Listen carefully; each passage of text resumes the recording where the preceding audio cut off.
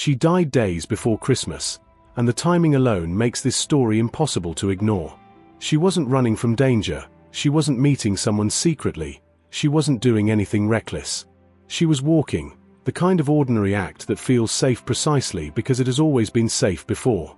And when her body was found stabbed and abandoned, the shock wasn't just that she was killed, it was that someone had chosen this moment, this season, to make her disappear.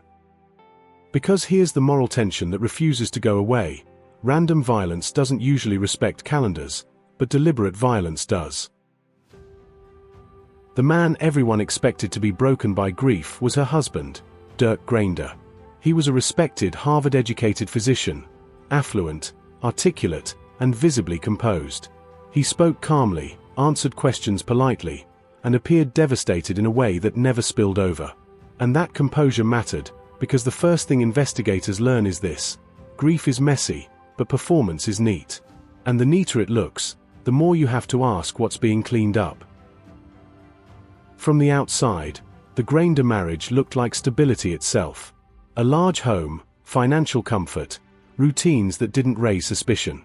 Friends saw no chaos, neighbors noticed nothing strange, and that normalcy acted like armor. But stability can be deceptive, and long-term comfort has a way of hiding fractures that only become visible under pressure. And pressure was coming, whether anyone wanted to admit it or not. Dirk had been living a second life, one that thrived on secrecy and control. There was an affair, carefully compartmentalized, emotionally insulated, and protected by routine. Affairs depend on predictability, but holidays destroy predictability because people gather, schedules shift, and questions slip out. And the closer Christmas came, the more fragile Dirk's control became. Because exposure doesn't arrive loudly, it creeps. The walk his wife took that day wasn't unusual, and that's exactly what made it vulnerable. She followed a familiar path, one she trusted because it had never betrayed her before. Trust creates patterns, and patterns can be studied, especially by someone who knows your habits intimately. And that's the moment the stranger theory begins to suffocate, because strangers don't plan around routines, partners do. And someone had planned. The attack itself was vicious but controlled, personal yet staged. There was no theft, no chaotic struggle consistent with a random encounter, and no reason this particular woman should have been targeted by chance. The wounds suggested anger, but also intention, and those two things rarely coexist without motive.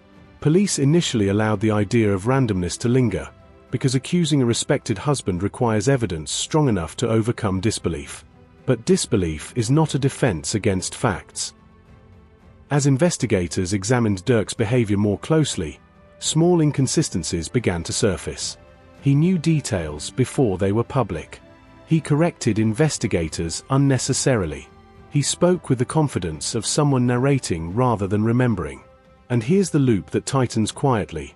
Innocent people relive trauma imperfectly, guilty people refine it. Refinement leaves fingerprints. Money entered the story the way it always does, softly, then completely. Divorce would have cost Dirk far more than finances. It would have destroyed his image, exposed his double life, and fractured his carefully curated identity. Reputation, for people who build their lives around it, becomes more valuable than morality. And when someone believes loss is worse than murder, violence stops being unthinkable and starts feeling efficient. That shift is where danger lives. Christmas played a role no one wanted to acknowledge. Holidays create assumptions of safety, moments when people believe nothing truly bad will happen. Police resources thin, routines change, and attention drifts toward celebration. But criminals understand timing, and timing is power. Christmas wasn't coincidence, it was camouflage. When Dirk was finally arrested, there was no dramatic breakdown, no public confession, no emotional collapse. Just the quiet implosion of a man who had mistaken privilege for immunity. At trial, charm meant nothing against patterns, timelines, and forensic consistency. The jury didn't need to imagine guilt, it was constructed for them, piece by piece.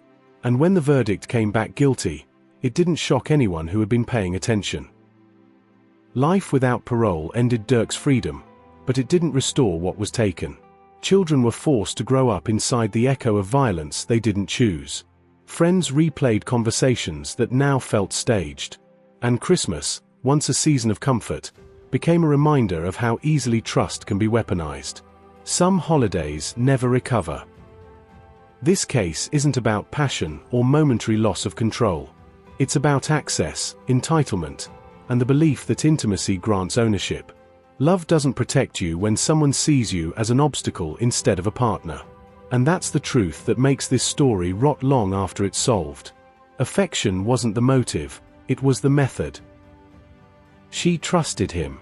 He calculated the timing. And Christmas became the silence he believed would hide everything. But silence never lasts forever.